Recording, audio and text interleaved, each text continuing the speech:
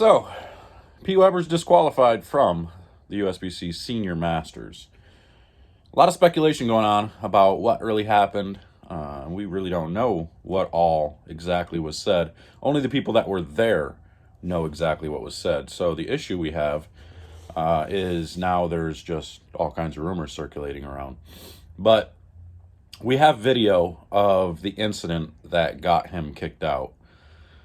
And we're going to talk about that and some of the feelings behind it, trying to understand what possibly could have happened or what should have happened all at the same time. So, I don't know. There's a little bit to unpack here. So, let's talk about that here in a minute. Stay tuned.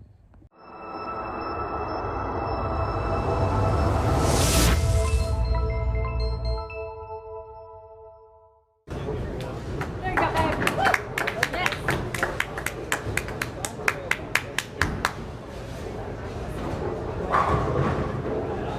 It's all right. It's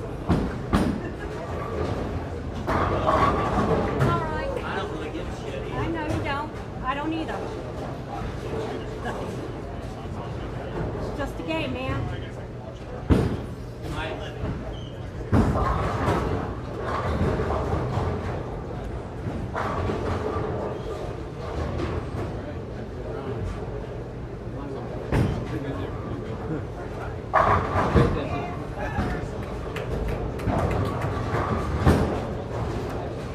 Come on. Yeah! Hey!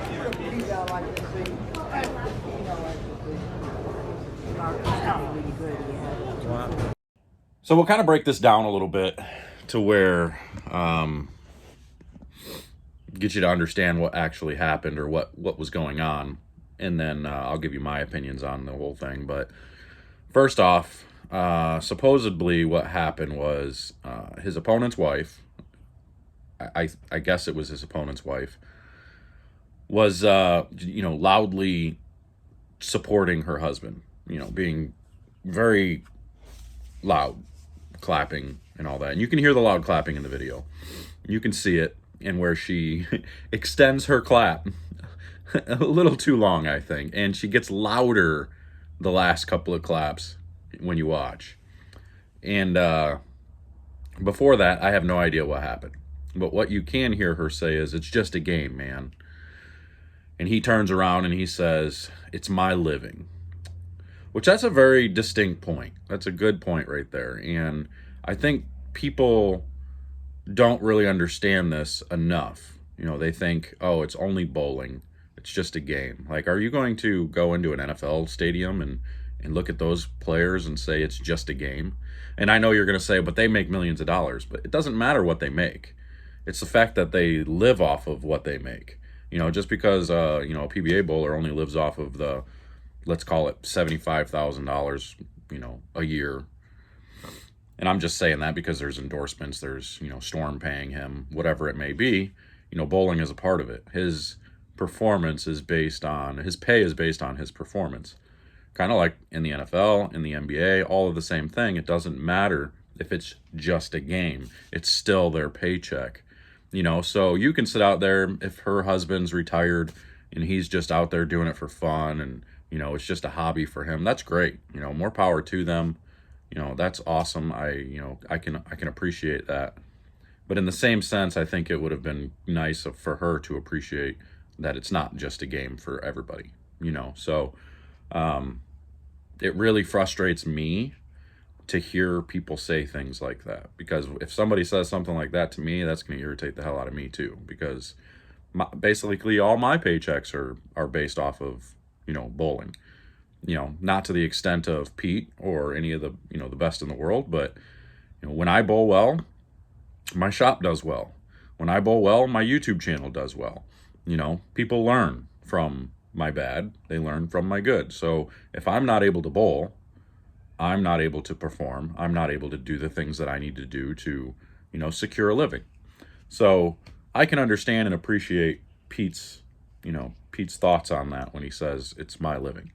So first off, that's that. And then he goes and, throws his shot and comes back and does the typical Pete crotch chop. And everything leading up to this point, I'm okay with. You know, some people might not be. Some people, you know, still going to call him unprofessional and all that. But, you know, somebody's running their mouth or saying whatever. And again, I don't know what she said. We can't hear in the video exactly what she said, other than, you know, it's just a game. I can't hear anything. And we didn't obviously see the entire game before that. We didn't see, you know, other than just that clip. So we aren't able to speculate too much about what was said. For all we know, she could have been up there, you know, talking to her husband loud enough to where he could hear it, you know, saying things like, oh, you know, he's such a piece of crap. You got to beat this guy, you know, whatever it may be, things that he could hear. Oh, you know, he's a drunk, he's an alcoholic, and, you know, don't lose to some alcoholic, or whatever it may be, trying to use his past against him. Oh, his wife left him, you know, little things like that. Like, that stuff was just, it's unnecessary. We have no idea what was actually said. I'm not saying those are the things that were said. I'm just using that as an example of, if those things were said, you can understand why he would then go off on the whole situation. So we don't know what was said. We don't know what was actually going on, other than, you know, his claim that she was heckling him. And it's pretty obvious in the video. You could see she's being pretty aggressive, you know, or you could hear she's being pretty aggressive. Just listen to that clap, you know, and it just, you could see the annoyance on Pete's face after that. So there had to have been more to it before that. I've seen some people say, no, that's the only thing that happened. And I've seen some people say, oh, it was going on the whole time. So we just don't know. I don't know. And even if you go back and watch the Bold TV stream, I'm sure you can't hear anything. The only people that are going to know are the people that were sitting right there. So I'm not really sure. But anyway, so Pete crotch chops, walks back, and, you know, basically essentially calls her a B word. That's where I'm not okay. No, I don't. At that point, I don't think it really matters what she said. I don't think you have to retaliate with calling names, you know. I don't agree with that part. So at that point, yeah, you have no choice but to disqualify somebody, you know, for doing something like that. You can't really attack a fan or, you know, say things like that in front of a crowd. Like, it just, that's rough. But everything leading up to there, I was okay with. You know, you want to crotch chop and, you know, speak under your breath, whatever it may be. Not so much calling her the B word, though. So, yeah. Either way, I believe, you know, she probably should have been removed for causing that incident. No matter the circumstances, no matter what was said, she should have been removed. Because she's putting herself in that point, interacting in that spot, you know. So I don't know. I guess it still really does depend on what was said.